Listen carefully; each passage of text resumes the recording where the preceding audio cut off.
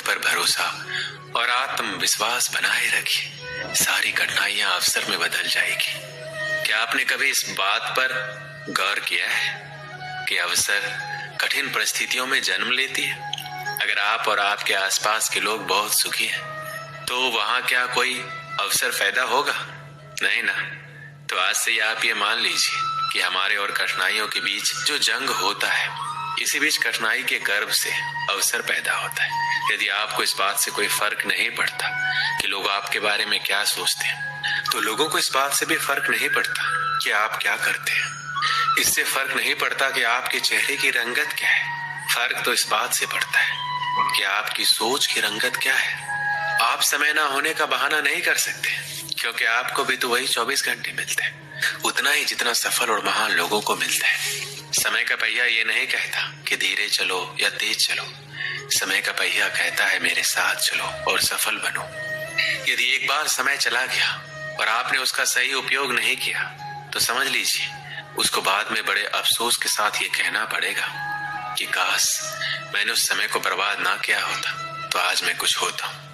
यदि एक बार समय चला जाता है तो फिर अफसोस के अलावा और कुछ बाकी नहीं रहता। समय आपकी जिंदगी का सबसे कीमती तोहफा है जो ईश्वर ने सभी को समान रूप से दिया है। अब यह आपके ऊपर है कि आप उसका उपयोग कैसे करते हैं। ध्यान देने वाली बात यह है कि समय का हर पल आपके लिए एक अवसर है, और इस अवसर का फायदा उठाकर आप कुछ भी अच्छा हासिल कर सकते हैं। यदि आप हर पल का सही उपयोग कर पाते हैं, तो आपको सफलता की ऊंचाइयों को छूने से कोई नहीं रोक सकता। यदि आप नदी की तरह बहते हुए समय का उपयोग नहीं कर पाए, तो एक समय ऐसा आएगा जब आपको ना चाहकर भी कहना पड़ेगा कि काश मैं उस समय वो काम कर लिया होता, काश मैं अपने जीवन के प्रति उस समय सचेत होता। कहीं आपके जीवन में ऐसा तो नहीं हो रहा? कहीं आपके जीवन के समय रूपी खेत की लहराती फसल को कोई चिड़िया तो नहीं चुग रही? अगर ऐसा है तो उस चिड़ियों को तुरंत उड़ा दीजिए और बचा लीजिए अपने फसल को, बचा लीजिए अपने खुशी भरे जीवन को। वरना एक ही वाक्य आप जीवन भर दोहराते रहेंगे कि काश मैंने उस समय ये कर लिया होता। जीवन का हर पल एक अवसर है, और इस अवसर को कभी भी हाथ से जाने नहीं देना चाहिए। जीवन के हर पल को उससे और उससे जुड़े प्रत्येक कार्य को पूरे मन के साथ करना चाहिए। आपका भविष्य आपके वर्तमान पर निर्भर करता है, इसलिए अपने वर्तमान के हर क्षण का सही उपयोग करें। आज नहीं तो कल, कल नहीं तो परसों। हम इसी तरह अपने कामों को टालते रहते हैं। जो काम आज हो सकता है उसे कल पर टाल देते हैं, और कल आने पर परसों।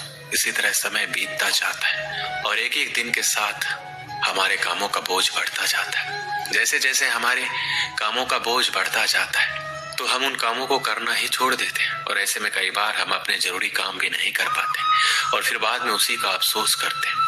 अपने आलस को अपनी जिंदगी से दूर रखें और उस काम को आज ही निपटा लें, कल पर ना छोड़ें। एक समय की बात है, एक राजा एक दिन अपने राज्य के भ्रमण पर निकलता है।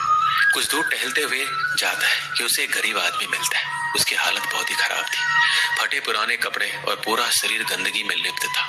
राजा को उस पर दया आती है। राजा अपने राज्य में ऐसे इंसान को देखकर परेशान हो जाता है कि उसके राज्य में बहुत तकलीफ में। फिर राजा ने एक निर्णय लिया कि उस गरीब के घर में चुपके से सोने की कुछ मोहरें रखवा देगा।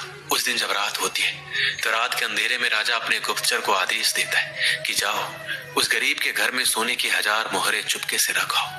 और साथ ही में एक पत्र राजा देता है जिस पर लिखा होता है, मैं तुम्हारे राज्य का राजा हूँ, ये सोने की मोहरें तुम्हारे लिए। राजा पत्र इसलिए रखवाता है गरीब आदमी इतने सोने के मोहरे देखकर परेशान ना हो जाए।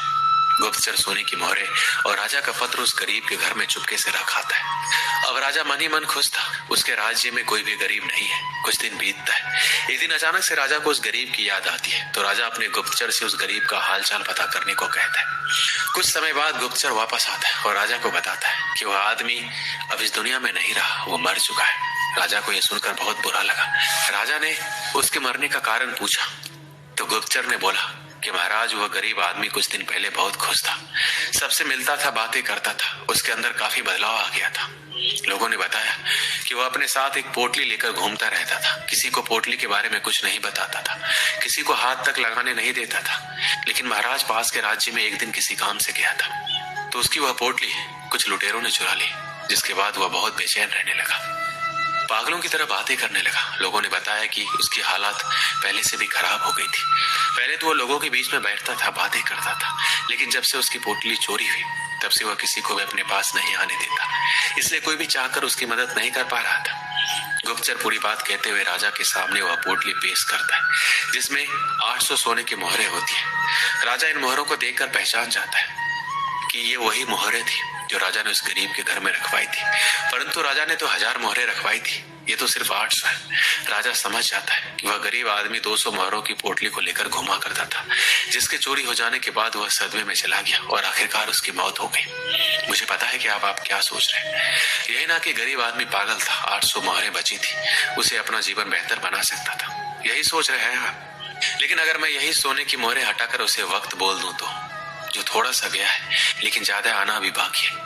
मैं इस कहानी के माध्यम से आपको यही समझाना चाहता था, जो खराब हो चुका है उसके बारे में सोचकर खुद को बर्बाद मत करो, जो बचा है उसे संवार लो। आशा करते हैं कि आप अपनी जिंदगी एक दिन जरूर संवार लेंगे। दोस्तों, इस वीडियो में बस इतना ही। मिलते हैं अगले वीडियो में, अपना ख्याल रखिएगा। जय श्री कृष्ण।